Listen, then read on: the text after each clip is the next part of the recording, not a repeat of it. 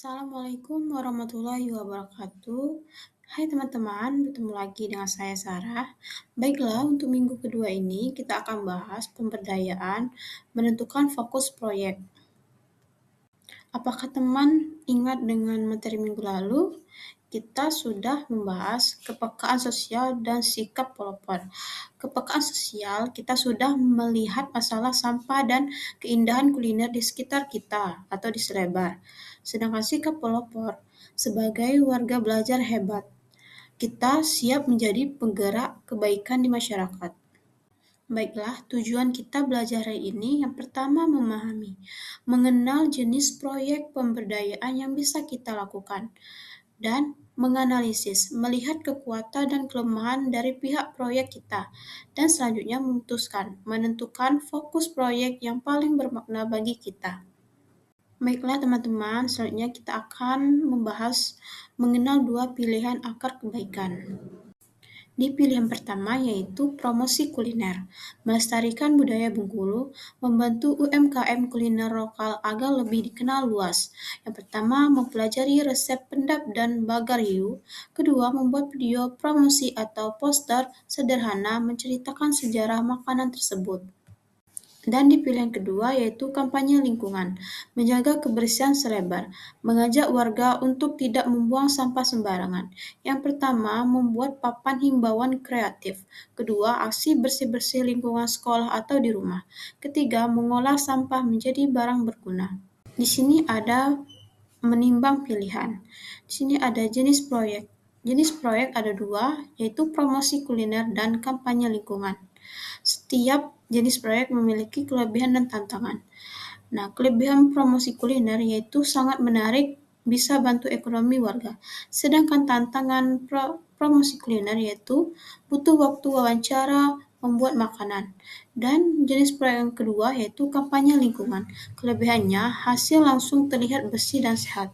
Dan tantangannya, butuh tenaga fisik untuk di aksi nyata. Selanjutnya, kita di tahap tutorial mencari akar informasi. Di sini ada 3 cara mencari data. Yang pertama, wawancara. Tanya langsung ke pembuatan pendap atau tokoh masyarakat. Kedua, studi literatur, membaca buku resep atau mencari info di internet. Ketiga, observasi, melihat langsung kondisi lingkungan di selebar.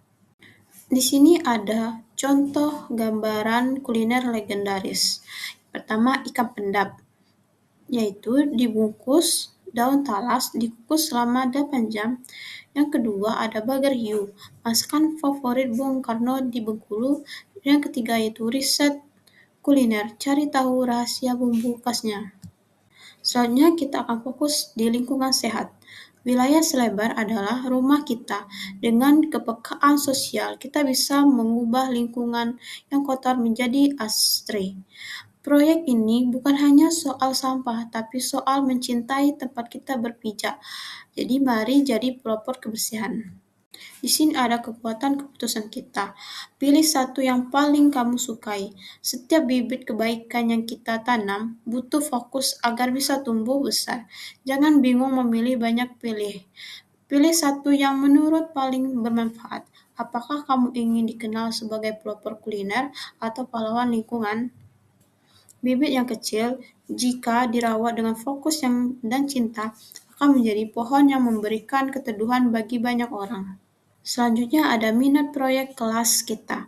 Di sini ada promosi kuliner, yaitu 55% siswa, dan kampanye lingkungan, yaitu 45% siswa. Data simulasi berdasarkan minat warga belajar di selebar.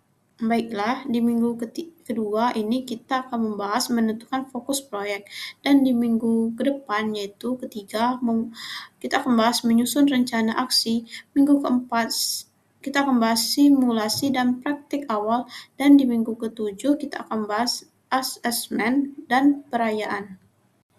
Nah teman-teman, mungkin materi yang saya sampaikan sampai sini saja teman-teman.